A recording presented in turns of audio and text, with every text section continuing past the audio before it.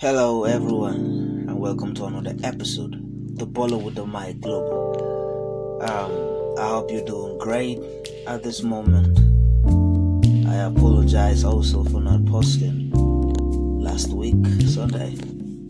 I was busy, but to be honest with you, I was procrastinating, and I apologize, and I'm not happy about it, I'm not proud about it. This is me being honest with you. Alright, here we are today. Grateful to God. Last week Sunday, obviously, last 2 weeks Sunday, we spoke about the one step that leads to poverty. One major step that leads to poverty, and we meant to understand that mismanagement is a key factor that leads to, poverty. You have the resources. Remember the 3 steps of financial breakthrough. If you haven't watched the podcast, you can go check it out. 3 steps to financial, breakthrough. I think that's EP number 2. We say you create something, you recreate it, you replenish it, and then you distribute it. Now the 3 steps to financial breakthrough: create something, reproduce what you create, and then distribute it to the market. And after you've done that, the next step, you gotta take is management. You gotta be a good manager. After you've seen cash flow coming in, you gotta manage it. We said whatever you mismanage, you lose. Whatever you mismanage, you lose. Be it your marriage, you lose it if you mismanage it. You lose it by getting a divorce. Through divorce, you mismanage your body by eating bad, drinking bad. Your liver die, your liver collapse, your kidney fails, your heart fails. You mismanage your body, you lose it. You fall sick, you die. You mismanage resources, you lose it. Mismanage money, you squander it anyhow, you lose it. You got it before, rich or wealthy. Now you lose it. You become broke, you become poor. You mismanage relationship by bringing distrust. You're not honest. You lose it. You lie a lot. You lose the trust in the relationship. You lose it. Whatever it is you mismanage, you lose it. Alright, today, by the grace of God, you go check it out. Okay, check the EP out. And if you want to know more about management, because management is so important, that one of the reasons why God made man on earth was man to be a manager. Alright, let's talk about today, shall we? Alright, today we're going to talk about the 5 needs of a man and the 5 needs of a woman. The 5 needs of a man and the 5 needs of a woman. Now, the reason I want to talk about this is, now, you might have created something, you discovered your gift, you created something, you reproduce what you've created, and you distribute to the market, and then now you start seeing cash flow, and now you're managing it. Now you're a good manager, you're multiplying it, you're making it better. The next thing is, family, right? That's where we'll start. You start coming to your head, all right, I need to settle down, I need, settle down. So that is why I need you to understand that money is not, a sign that you're supposed to marry. In as much as that is important, you need. Now, money can make you get married, like balance, settle every financial cost, for you to get married, get a house, pay bride price and all of those things. But what really keeps the marriage going is not money, it's rather knowledge, understanding, and wisdom. Solomon said, by the way, if Solomon advises you about marriage, you gotta listen to that guy, man, because he has over 700 wives and 300 concubines. That's almost about 1,000 women. So if he tells you something about marriage, you gotta listen to him. And this is what he had to say. He said, by wisdom a house is built, through understanding it is established, and through knowledge its rooms are filled with priceless jewels. What it actually means is, if you really want to keep your house in marriage, you need knowledge, wisdom, and understanding about marriage. Sometimes, you go to school for a lot of years. Let's check it out. 6, 3, 4, right? 6 years in primary school. Now that's the system here in my country, Nigeria. 6 years primary school, 3 years junior secondary school, 3 years senior secondary school, senior section, and 4 years or probably 5 years if you got carried over, maybe 6 years. I'm just joking, okay? You spend more than a donkey years studying about something that you're gonna retire from. But it's so surprising how this subject, this institution of marriage, where you're given a certificate even before you start the course, is for life. Unto death do us part, right? Is for life. But you don't study it. I'm grown up. I got money. I got house. I got car. I got beer. I think it's time to get married. I'm a man now. Your mama telling you, look, I need grandchildren. Your pop's telling you, look, I want grandchildren. You want me to die before you marry? All those stress. They forget that you need to have knowledge about it. You have to study about it. You have to read. Now I know you don't like reading, but look, the end of a thing is better than the beginning. He who laughs last laughs the best. If you don't know what you're supposed to know about how to stay married, you're going to rush out of it. It takes a day for a wedding, and it takes a lifetime for marriage. I think let me say it. A wedding takes a day, but marriage takes a lifetime. The wedding takes place just in a day, and after that, you get into marriage, you and your partner. Alright. It's so important. You need knowledge. Very, very important. So today, this time, I'm going to share with you the 5 needs of a man, what a man needs, and the 5 needs of a woman, what a woman needs. It's very important for you to know, because you cannot do what you don't know. So, let's dive right into it. I'm going to mention the 5 needs of a man side by side with the 5 needs of a woman. The reason why I advise people not to date until they want to marry, like the reason why I am dating you is so that I will know you more and you will know me more, because I want to marry you in the next 1 year, 1.5 years, or 2 years. If not, I'm not saying you plan to get married, you want to marry the person in the next 5-10 years. So no, man, no. Even university, I think it's 4 years. So you gotta calm down, man. Why are you dating her for 5 years, man? For 10 years? Look, if you want to marry in the next 1-2 years, 1.5-2 years, then yes. But if no, then I don't advise you start a relationship because of the need in it. Alright, let's go. You pick up your pen, pick up your paper, get on the seat, and let's go. The number 1 need of a man is sex. As simple as that.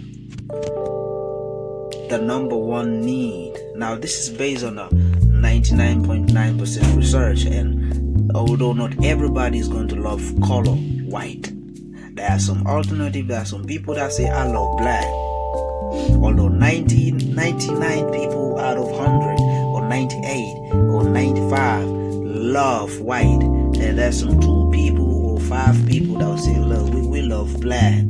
So, but this research is based on the 99% of men and that of women. So, let's go. Sex.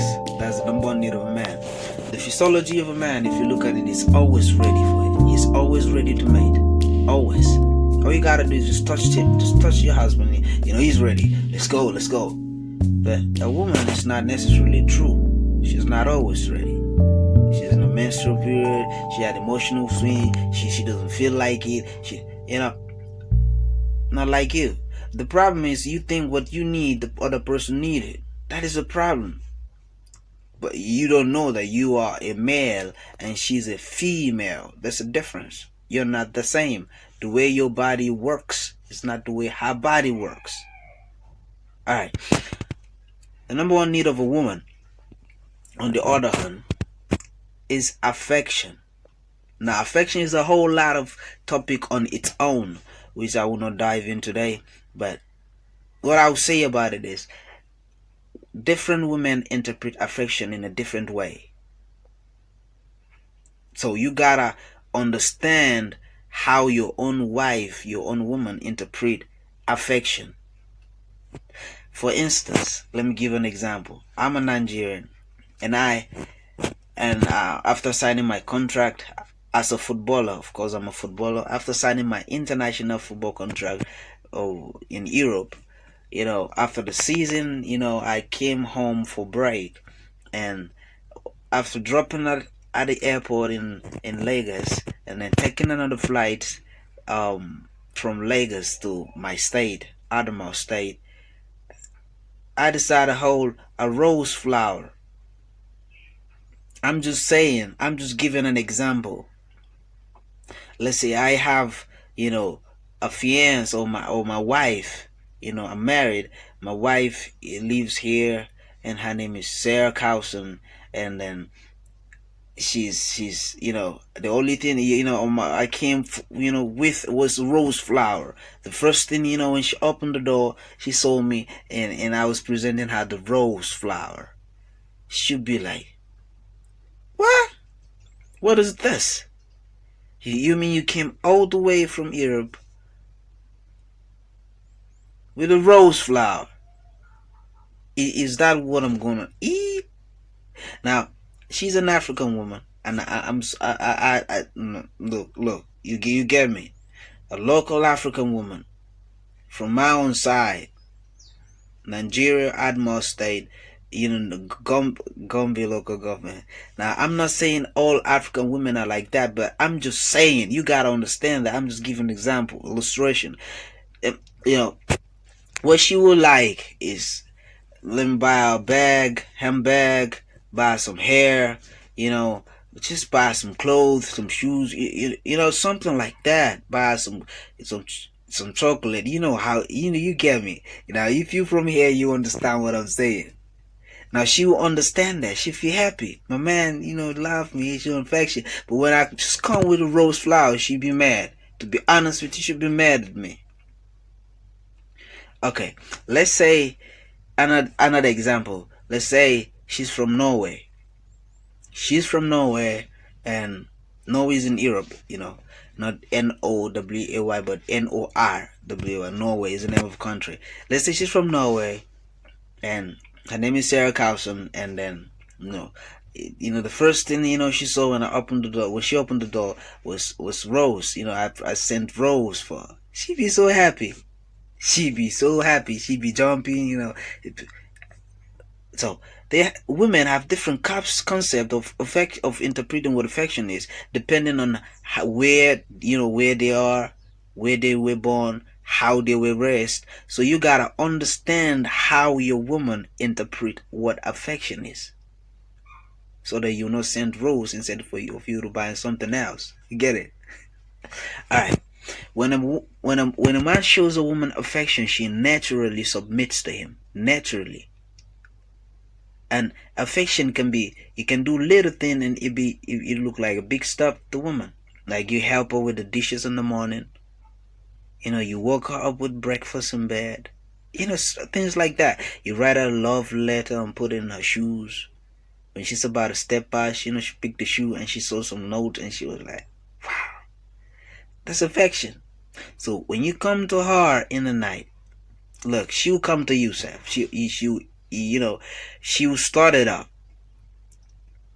But let's say you've been fighting all day, you've been, angry, boxing, all of them things, frowning face, and then you come in the night, you want to touch her.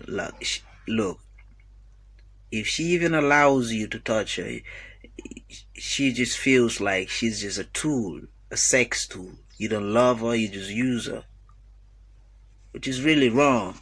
You gotta understand that women The first need is affection. Show her affection and she'll submit to you naturally. I know you don't do that because you don't know, so now you know. You gotta start it now. Alright. Second need of a man is recreational companionship. Recreational companionship. What that means is men are competitive in nature, so they love sports. They love competition. That is what 90% of fans, football fans, is men. They love the game.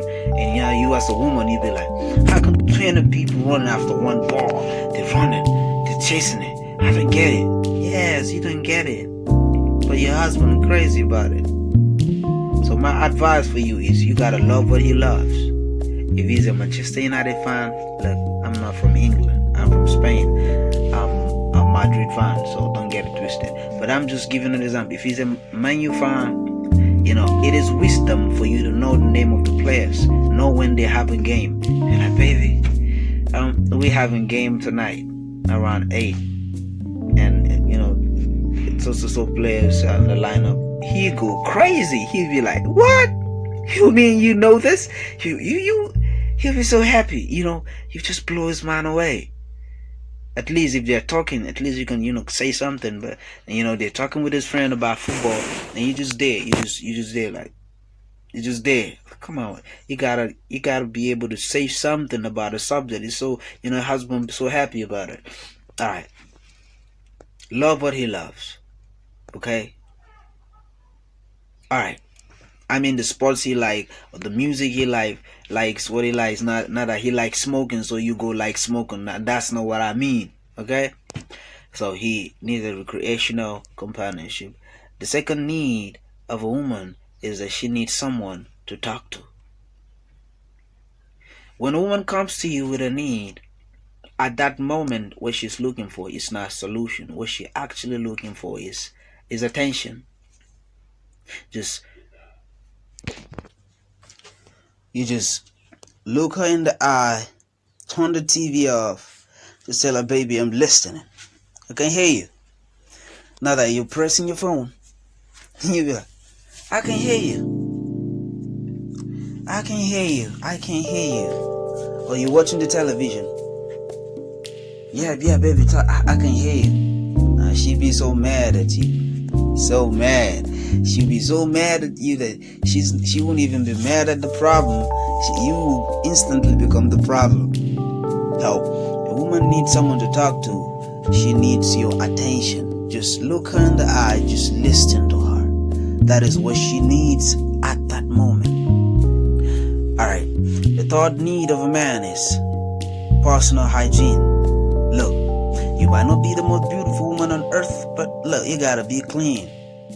You gotta be clean, smell good, dress nice. A lot of men can't even go to church with their women because dress code so poor. The woman looking all so groovy, bushy, spooky. He leaves home so early. Service begins by 8. He leaves home 6. The woman sitting in front, he's sitting at the back. The woman sitting in row A, he's sitting in row Z. He doesn't want anybody to see them together. Now, everybody know they're married, but he doesn't want them. Look, the Bible says, for this cause a man shall leave his father and mother and cling to his wife. The word cling there is chase. It means to chase. Now, you can only chase something that is running. Men wear belts to run. If you're not running, he cannot chase you. When you were dating, you smell good, you dress nice, you wear your best clothes to see, going out on a date and all that. But after you married, you say, what I gotta do all that for? I got 5 children. We ought to get back. I got him.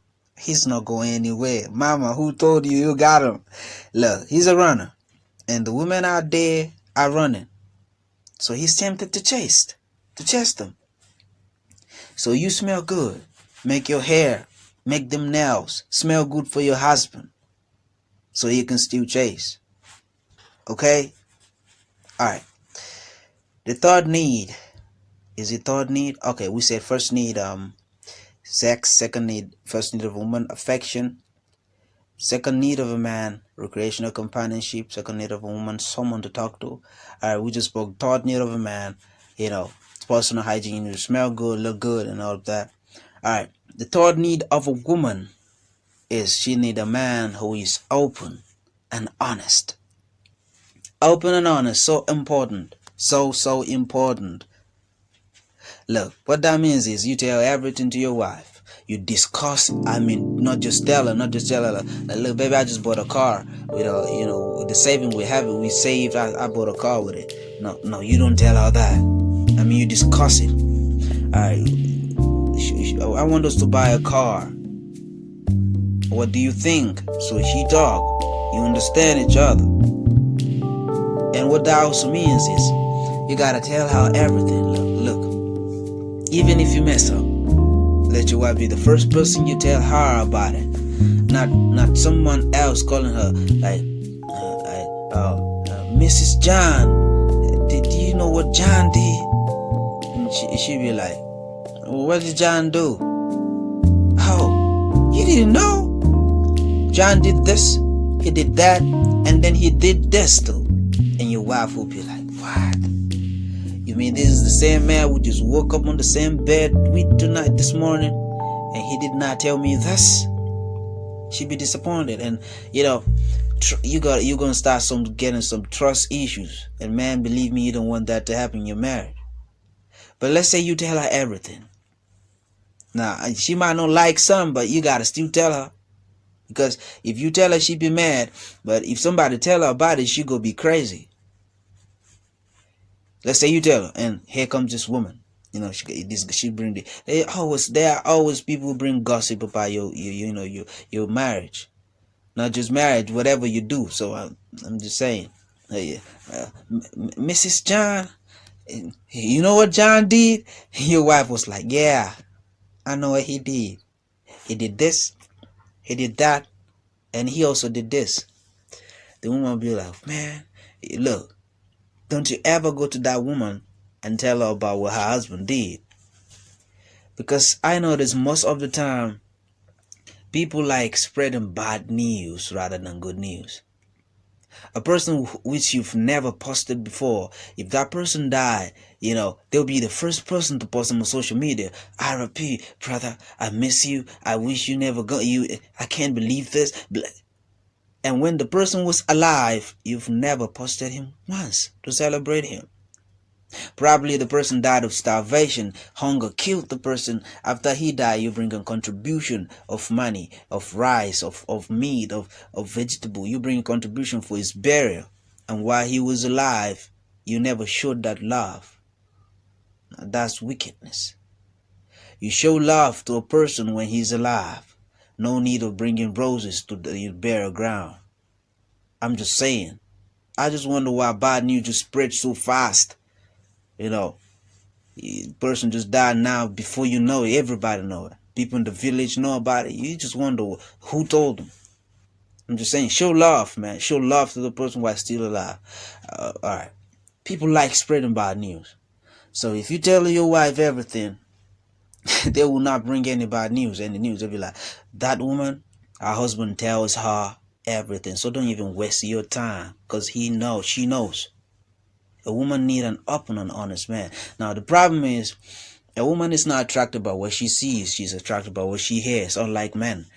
So the man want to impress her, so he just said something that was not really like that, and she go, wow, and she happy. He feel like, oh, let me impress her again. So he says another one, and another one, and another one, and before you know it, he say a lot of lies, and which always bounce back, and it always has a rough landing. Believe me. So then to get a rough landing, you just gotta tell everything. Just be open and honest with your wife. All right. The fourth need of a man is domestic support. Domestic support. Now, what domestic support means is he needs the house to be peaceful.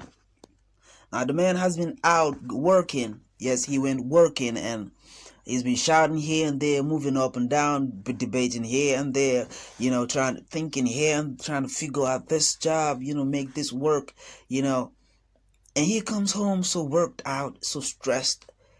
He needs the home to be peaceful and quiet.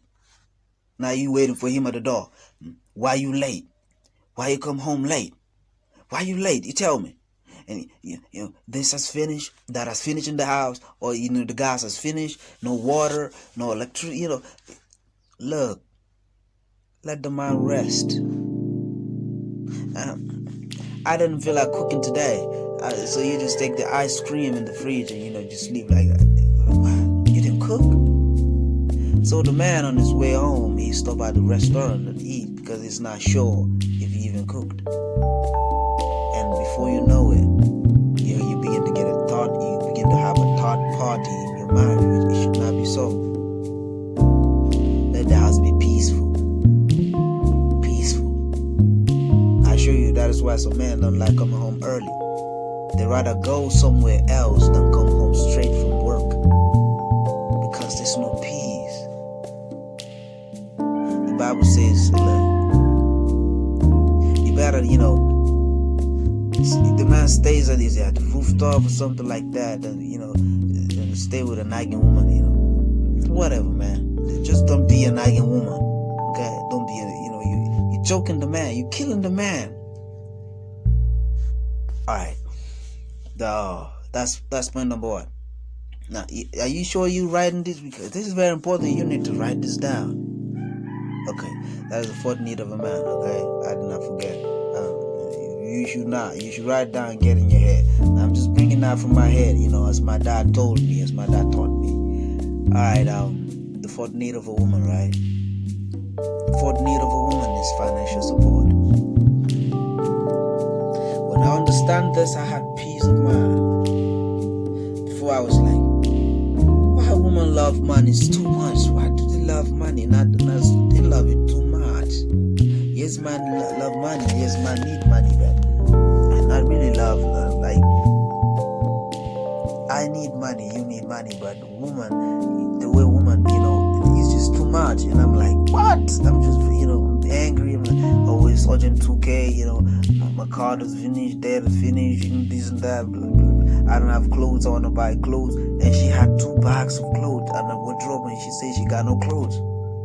You're like, but when I understood this by study, I understood that, okay, I get it. I see why. Because a woman is a receiver.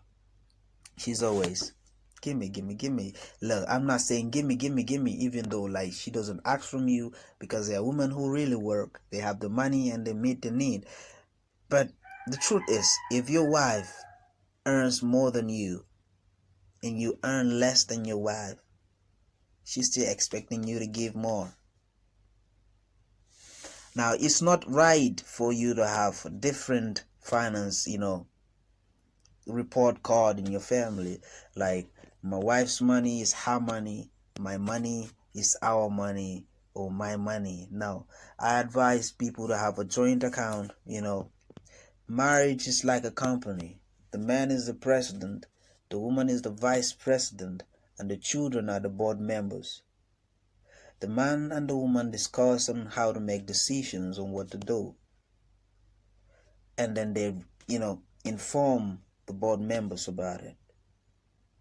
There shouldn't be division about, oh, this is my money. A woman needs money. Let me tell you a secret, man. If you want your wife to be glowing all the time, smiling all the time, fresh all the time, you gotta give her money. Give her money. Give her. Look, if you give her, you give you. It's just to say, you are her. You and her are one. Remember? There's this drive in the side that, you see, the man will be looking all bushy and groovy like that. But if you see his woman, you be like, wow. The woman is the honor of the man. When she steps out, everybody respects the man because his wife looking good, taken care of, looking fresh, smelling nice. But let's say the man is smelling nice, looking good, and his wife is looking all bushy. Tell me, you sure they're going to insult the man? This man is not taking care of his family, blah, blah. The woman is the honor of the man. It's as simple as that. So when you take care of your woman, you are indirectly taking care of yourself. The woman need money. She need it. So give it to her. Give her when she asks for it. Give her when she doesn't ask for it. Just credit her. Credit. And I assure you, man, your home is going to be, by the way, 80% of marriage problems we have today is as a result of financial problem. Simple as that. Settle the financial issue in the family and you're done with 80% of the problems in the family. Between a man and a woman and children, all of that. What a woman is looking for is not really a sex mate or husband. What she's looking for is a father. Now the father is not a name. Father is a responsibility. The word father is from the Hebrew word Abba, A-B-B-A, and it means source and sustainer. Now, you're not a father of a child just because you impregnated the mother. You are a father of a child because you are his source and you are sustaining him. Yes, you father the child. Yes, the child came from your loins. But if you're not sustaining the child, catering for his need, his school tuition and whatever, you're not his father. Because father is not a name. It's a responsibility. It's an office. So at times, you see, let's say the person whom the child came out of the loins from is John. But the child name is Samson. But the name the child is bearing is not Samson John, but is Samson Moses. Let's say Moses is the one who, catered for the child, cared for the child. By the way, to care means to anticipate a need and meet it. You anticipate a need and you meet it. I come to your restroom, I check, I see your clothes up about to finish, so I buy another one. I see your bathing soap about finished, I buy another one. I care. As a boss in your workplace, you went for your sister's wedding and I anticipated that you're going to come back from the wedding so tired, so I give you 2 days off to rest. I care. So a father care, anticipate the need of a child and meet it. A father provide, is a source and sustainer. So you see, the child bearing John Moses, it is Samson Moses, and the dad's name is John. And you wonder, I don't understand. Well, responsibility. The one who caters for the child while he's still a baby, raise him to school level, the child bears his name. That's how we do it here. So, a woman is not looking for sex mate or husband. What she's looking for is a father. You care for her. That is why her dad hold her hand and walk her down the aisle and places it into your hand, and instantly they delete his name from her name. Now this man has been catering, caring, for providing for her for 25 years, for 26 years, for 20 years, for 30 years, be the age she is at the moment you marry her, and here they just wipe his name out of, let's say her name is Sarah. They wipe his name. Let's say his name is Carlson, Sarah Carlson. So they wipe his name. They take out Carlson out, and then they put your name there. Sarah Peter Isa. Sarah Peter Isa. What that means is you are now her father. You are now her source and sustainer. You provide for her. You are a father. And what does a father do? Provide for his children. What does a good father do? Provide for his children. Give good gifts to his children. I just remembered that, Jesus was saying, if men that are so wicked can give good gifts to the children, how much more our Father who is in heaven. So you give her money, give her Money. A woman need money, man. She need money. She need it. Give up. What really pains my heart is, you see a man will not provide for his family, but will try to impress the street. You give your wife 10,000. I'm just giving an example.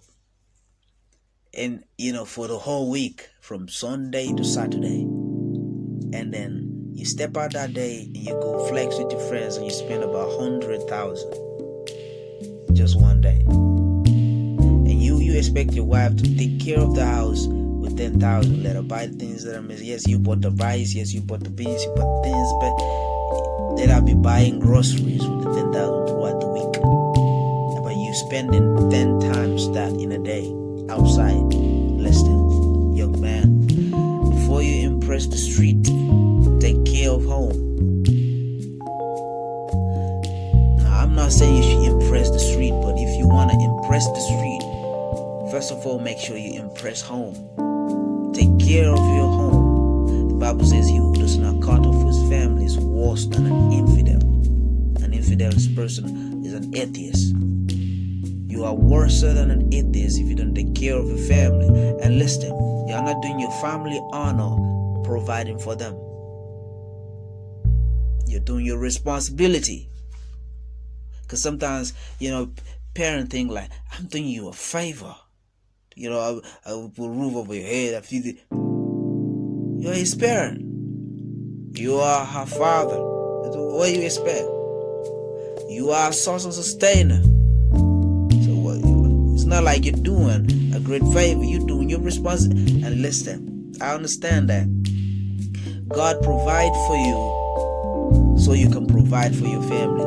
God blesses you because he knows your family depend on you. So some blessings you get, you don't deserve it. So give her money, okay? Okay. The last need of a man is honor and respect. A man interprets honor, respect as love. That's why the Bible never asked the woman to, love a man. The Bible told the woman to honor your husband. When you honor a man, when you respect the man, he just thinks she loves me. She loves me. Just to wrap it up, the last need of a woman is she need family commitment. You should be there physically.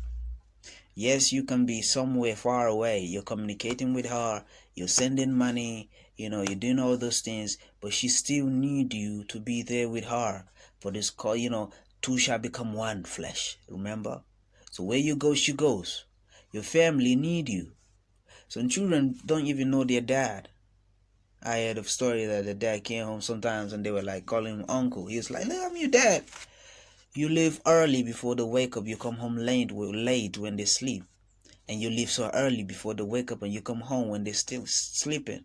What are you looking for, man? You end up gathering the money, but you lose your family. You lose your children. And after you die, what you've gathered, they scatter it in just 1 year. Why? Because there's no training. You're not there to train them. They don't know the value. So they start suffering from the scratch. And the blame is all on you, although you're dead. Look, you need to spend time with your family. Teach them the word of God.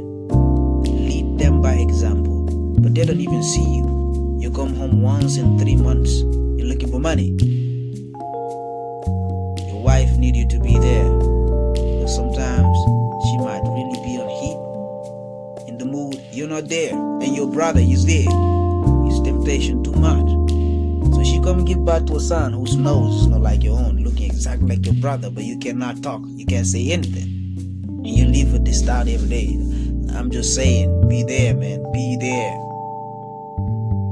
I can talk from now to tomorrow, but I think I better stop. So, these are the 5 needs of a man and that of a woman. Remember, the first need of a man is sex, that of a woman, affection. He needs recreational companionship. She needs someone to talk to.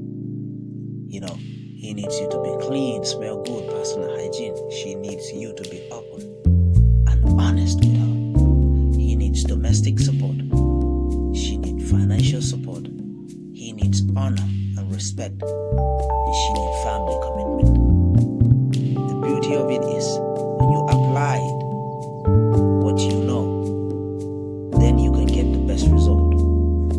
problem is, I think what I love, the woman loves, or what I need, the woman need. It doesn't work that way. I'm a man, she's a woman. She's a womb man. She's a man with a womb. We're not the same. We are not the same. You're looking at physiology. We are not the same. So our needs differ. So the best thing is know what you are supposed to know about a woman. The woman should know what she's supposed to know about the man. What is the need of a man? What is the need of a woman? Okay, this is it. So you work on it. Alright? In the meantime, and between time, you remain blessed by the best. And I'll see you when I see you.